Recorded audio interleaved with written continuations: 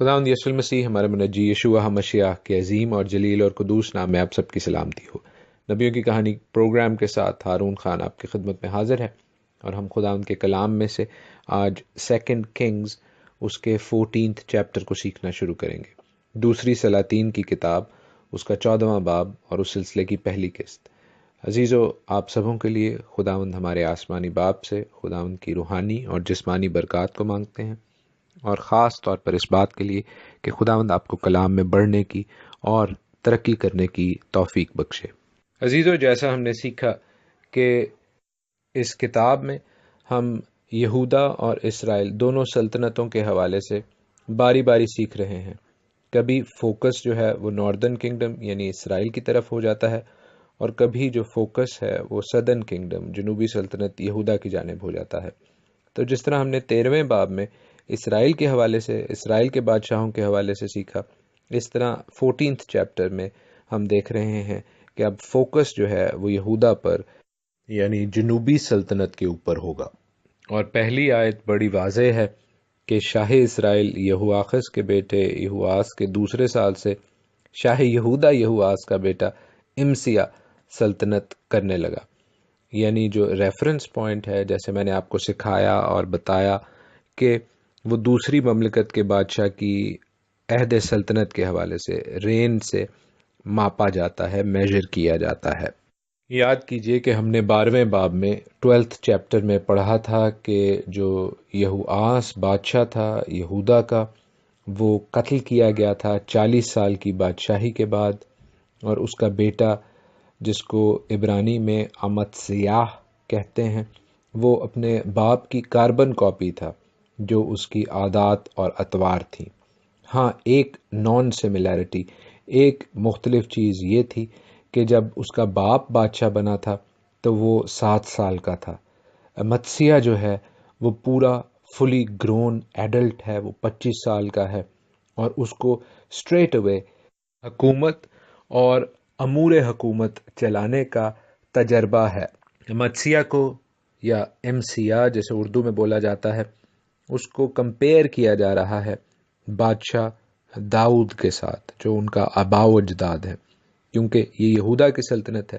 اور داؤد یہودا کے خاندان اور یہودا کا بادشاہ تھا، گرچہ اس نے اوورال اسرائیل پر، متحدہ اسرائیل پر بھی رین کیا، حکومت کی۔ لیکن آپ اس بات کو نوٹ کریں گے کہ یہودا کے بادشاہوں کا کمپیریزن جو ہے، جو ان کو ناپا اور ماپا جاتا ہے، وہ ان کے آباء و اجداد داؤد کے ساتھ ہے۔ خداوند ان کو دیکھتا ہے کہ وہ داؤد کی طرح میرے ساتھ راست بازی سے جڑے ہوئے ہیں یا نہیں۔ عزیزو، ہم نے جب داؤد کے حوالے سے اسٹڈی کی تو بہت سے بہن بھائیوں نے بہت برکت پائی، بہت کچھ سیکھا داؤد کے کیریکٹر کے حوالے سے، اس کے کردار کے حوالے سے، اور ہم نے اس بات کو بڑی خوبصورتی سے سمجھا کہ داؤد اگرچہ کردار کے حوالے سے بہت سے جھول تھے، بہت سے کیریکٹر میں اس کے فلاز تھے، لیکن وہ اپنے خداوند کے ساتھ ہمیشہ جڑ جاتا تھا، پرستش کے وسیلہ سے، اس کے ساتھ سنسیریٹی کے ساتھ چلنے کے وسیلہ سے، اور خاص طور پر اس کے ساتھ توکل کا جو رشتہ تھا، پورا اعتماد جو تھا داؤد کو خداوند پر کہ اچھی یا بری سچویشن میں خداوند ہمیشہ اس کے ساتھ ہے اور بری سچویشن میں سے اسے نکال سکتا ہے۔ تو ہم دیکھتے ہیں کہ خداوند اس کی چھوٹی بڑی غلطیوں کو نظر انداز کرتا ہوا، اگرچہ وہ داؤد کو جج کرتا ہے، لیکن اس کے باوجود داؤد کے ساتھ جو اس کا وعدہ ہے، عہد ہے، برکت کا، بادشاہی کا، اس پہ خداوند ہمیشہ قائم رہتا ہے۔ یہاں پر ہم دیکھ رہے ہیں کہ امسیا داؤد کے ساتھ ناپا جاتا ہے، کمپیئر کیا جاتا ہے، اور خداوند کہتا ہے کہ اس کا دل اپنے باپ یعنی اپنے آباء و اجداد داؤد کے دل جیسا نہیں تھا، اس نے اونچے مقام نہیں ڈھائے، یہ جو باماز ہیں، یہ جو پرسنل سیکریفائس کے لیے جگہیں بنا لی گئی ہیں، خداوند ان سے ناخوش تھا، اور خداوند چاہتا تھا کہ کوئی اس کا بیٹا ان بری مکروہات کے خلاف آواز بلند کرے، اور جب اتھارٹی یا اختیار کی پوزیشن میں ہو، جیسا یہ بادشاہ تھا یا اس سے پہلے کے بادشاہ تھے، وہ ان کو ڈھا دیں، لیکن بڑا واضح لکھا گیا ہے کلام مقدس میں، بائبل میں، کہ وہ نہ ڈھائے گئے، اور لوگ ہنوز اونچے مقاموں پر قربانی کرتے اور بخور جلاتے تھے۔ عزیزو، بے شک یہ کرتے خداوند کے لیے تھے، لیکن جس طریق سے کرتے تھے، جس پیٹرن کو فالو کرتے تھے، وہ خداوند کی مرضی نہیں تھی، یہ ان کے اپنے دلوں کی مرضی تھی۔ اور یہ بہت اہم بات ہے جو آج کل بھی ہمیں اڈیپٹ کرنے کی، سمجھنے کی، اپنی روزمرہ کی زندگی میں، عبادتوں میں ضرورت ہے، اور وہ یہ ہے کہ چاہے ہم جو اچھا کام بھی کر رہے ہیں، اگر وہ ہم اپنے دل کی مرضی کے مطابق کر رہے ہیں عزیزو، تو وہ خداوند کی مرضی نہیں بن جاتی، اور وہ خداوند کی نظر میں قابل قبول نہیں ہو جاتا۔ خداوند کی میجرنگ سٹک، خداوند کی کسوٹی ہمیشہ اسی کا پاک کلام ہے۔ عزیزو، ہمارے دل کی مرضی، ہمارے دل کے خیال خداوند کے خیالوں سے، خداوند کی مرضی سے اونچے نہیں۔ اس لیے اس بات کو ہمیشہ اپنے ذہن میں، اپنے دل میں رکھیں کہ جو عبادت کے حوالے سے، جو زندگی گزارنے کے حوالے سے، جو ہمارے اصول، طور طریقے ہیں، اگر وہ خداوند کے کلام کے منافی ہیں، اگر وہ خداوند کے کلام کے اگینسٹ ہیں، چاہے وہ اچھے ہی کیوں نہ ہوں، وہ ہماری نظر میں اچھے ضرور ہو سکتے ہیں، وہ خداوند کی نظر میں اچھے نہیں ہوں گے، اس لیے کہ اگر وہ خداوند کے کلام کے منافی ہیں، اس کے اگینسٹ جا رہے ہیں، تو یہ در حقیقت خداوند کو غیرت دلانے کے مترادف ہے، اس کے برابر ہے۔ 5ویں آیت سے آگے لکھا ہے کہ جب سلطنت اس کے ہاتھ میں مستحکم ہو گئی، یعنی وہ امور حکومت چلانے میں اور زیادہ اسٹرانگ ہو گیا، تب اس نے اپنے ان ملازموں کو جنہوں نے اس کے باپ بادشاہ کو قتل کیا تھا، جان سے مارا۔ یہ ہونا ہی تھا، لیکن ہم دیکھتے ہیں کہ پہلے اس نے اپنی پوزیشن کو اسٹرانگ کیا۔ لیکن جو کیویار ہے، جو ایک چھپی ہوئی اچھی بات ہے اس ساری سچویشن میں، وہ یہ ہے کہ اگلی آیت میں لکھا ہے کہ اس نے ان خونیوں کے بچوں کو جان سے نہ مارا، کیونکہ موسیٰ کی شریعت کی کتاب میں جیسا خداوند نے فرمایا تھا لکھا ہے کہ بیٹوں کے بدلے باپ نہ مارے جائیں، اور نہ باپ کے بدلے بیٹے مارے جائیں، بلکہ ہر شخص اپنے ہی گناہ کے سبب سے مرے۔ تو یہ اس نے کلام کو فالو کیا، ایک اچھی بات۔ دوسری اچھی بات یہ کہ اس نے اس علاقے کی ٹریڈیشن کو، اس علاقے کی روایت کو، آج بھی ہم جانتے ہیں کہ قبائل میں، جہاں پر لوگ ٹرائبز میں، قبیلوں میں رہتے ہیں، وہاں پر پورے خاندان تباہ برباد کر دیے جاتے ہیں خاندانی دشمنی کی وجہ سے، لیکن امسیہ ایسا نہیں کرتا، جس کی وجہ سے نہ صرف وہاں کے لوگوں کے لیے یہ ایک خوشگوار، حیرت کن بات ہوگی، پلیزنٹ سرپرائز ہوگا، بلکہ ہم دیکھتے ہیں کہ خداوند کے کلام سے اس بات کو بیک اپ کیا گیا ہے، خداوند اس کی اس بات کو اپریشیٹ کر رہا ہے۔ ان آیات کے بعد باب کے اس حصے میں، چیپٹر میں، ہم دیکھتے ہیں کہ اب سٹوری، یہ جو واقعہ ہے، یہ آگے بڑھتا ہے، اور امسیہ کے حوالے سے لکھا ہے کہ اس نے وادی شور میں 10,000 ادومی مارے اور سلہا کو جنگ کر کے لے لیا، اور اس کا نام یوکتیل رکھا، جو آج تک ہے۔ اس حوالے سے میں آپ کو بتا دوں کہ جو ریفرنس ہے، جو زیادہ تفصیل ہے، وہ ہمیں دوسری تواریخ اس کے 25ویں باب سے ملتی ہے، 2 کرونیکلز چیپٹر 25، اور میری آپ سے درخواست ہوگی کہ آپ اس باب کو ضرور پڑھیے۔ میں اس باب میں سے مختلف حوالہ جات کو آج کے پروگرام میں 14th چیپٹر آف 2 کنگز میں استعمال کروں گا، اور آپ یقیناً اس سے مزید معلومات حاصل کریں گے، انفارمیشن حاصل کریں گے اور برکت پائیں گے۔ سب سے پہلے تو ہم یہ چیز دیکھتے ہیں کہ 25ویں باب دوسری تواریخ میں، 2 کرونیکلز اس کے 25 چیپٹر میں لکھا ہے کہ بنیامین جو ہے وہ ملک یہودا کے ساتھ تھا۔ سو ہمیں اس چیز کا اندازہ ہوتا ہے کہ یہودا کی مملکت کا جب ہم ذکر کرتے ہیں تو وہ صرف یہودا پر نہیں بلکہ بنیامین کے ساتھ مل کر بنی ہے۔ بنیامین کا قبیلہ ناردرن ٹرائبز کا، اسرائیل کا حصہ نہیں ہے۔ اس حوالے سے ہمیں یہ چیز سمجھنے کی ضرورت ہے کہ جب بھی یہودا کا ذکر آئے گا، سدرن کنگڈم کا، جنوبی سلطنت کا ذکر آئے گا،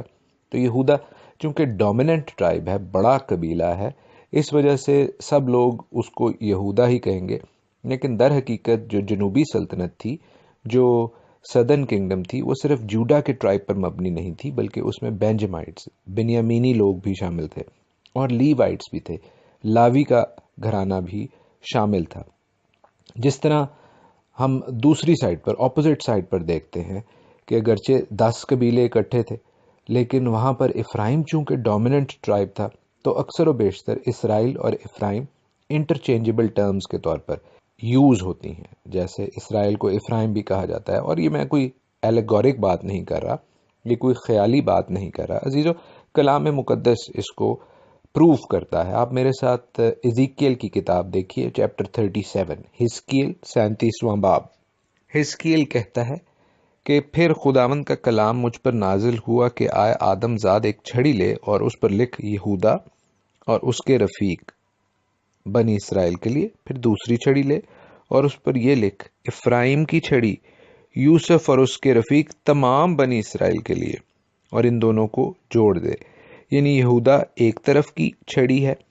اور افرائیم دوسری طرف کی چھڑی ہے، اور ان کو جب جوڑتے ہیں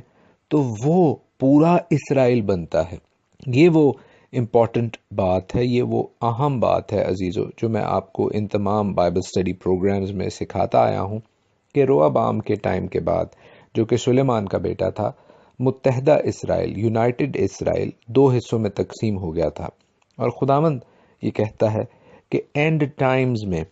یہ دونوں چھڑیاں، افرائیم کی چھڑی بھی اور یہودا کی چھڑی بھی،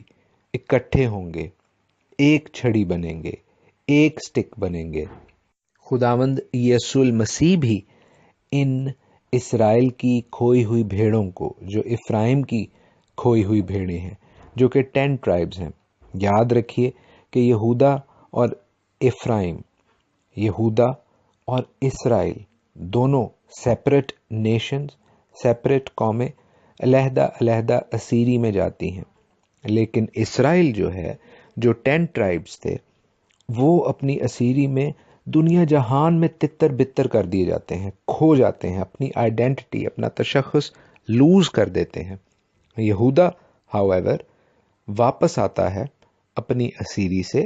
بابل میں سے نکل کر واپس آتا ہے، اگرچہ بچے کھچے لوٹے پھوٹے آتے ہیں تو بھی دے ریٹین دیئر آئیڈینٹی. اور یہودا اور بنیامین اور لیوائٹس جو باقی رہ جاتے ہیں، وہ ایزرا اور نہمایا کے ٹائم میں یروشلم کو ری بلٹ کرتے ہیں اور وہاں پر رہنا شروع کرتے ہیں. اگرچہ ان کے حالات اچھے نہیں ہیں، تھرو آؤٹ دا ہسٹری وہ مار کھاتے رہتے ہیں، لیکن ان کا تشخص ضرور برقرار رہتا ہے. لیکن جو افرائیم ہے، جو اسرائیل ہے، جو کہ 10 ٹرائبز تھے، جن کو اسیرین کنگ نے دنیا جہان میں تتر بتر کر دیا تھا عزیزو، وہ ضرور ہی اینڈ ٹائمز میں، آخری ایام میں اکٹھے ہوں گے. ایزیکیل میں، حزقیل میں خداوند کے کلام کی یہ جو پروفیسی ہے، نبوت ہے، یہ ضرور ہی پوری ہوگی. اور اس کے علاوہ بھی بے تحاشا نبوتیں ہیں، بے تحاشا خداوند کے کلام میں ریفرنسز ہیں. ایک بہت ہی خوبصورت ریفرنس خداوند کی اس تمثیل میں ہے جو خداوند یسوع المسیح مقدس لوکا کی انجیل میں، گاسپل آف لوک میں بتاتے ہیں. مصرف بیٹے کی تمثیل، اس کو دیکھنے کا، پڑھنے کا ایک نظریہ، ایک اینگل یہ بھی ہو سکتا ہے کہ جہاں 2 بیٹوں کا ذکر ہے، وہ ایک بیٹا اسرائیل اور ایک بیٹا یہودا ہے. یہودا بڑا بیٹا جو ہمیشہ باپ کے پاس ہی رہا، اور اسرائیل وہ بیٹا جو اپنا تمام مال و اسباب بد چلنی میں اڑا دیتا ہے، کیونکہ وہ خدا سے دور ہو گئے تھے. انہوں نے اسرائیل کے خدا کی، یہوہ خدا کی پیروی کرنا ختم کر دی تھی. لیکن عزیزو، وہ بیٹا بھی واپس آتا ہے، اور جو باپ ہے وہ اس کو کھلی باہوں کے ساتھ ویلکم کرتا ہے. ہم بھی اسرائیل کی کھوئی ہوئی بھیڑوں کی مانند ہیں۔ ہم نے بھی اپنے باپ کے پاس واپس جانا ہے۔ اسرائیل کے تمام بقیہ قبیلوں نے، تمام کھوئے ہوئے قبیلوں نے اکٹھا ہونا ہے۔ آئیے اپنے آسمانی باپ کی طرف لوٹیں، اس کے کلام کی سچائیوں کی طرف لوٹیں۔ خداوند آپ سب کو بہت برکت دے۔ God bless you all.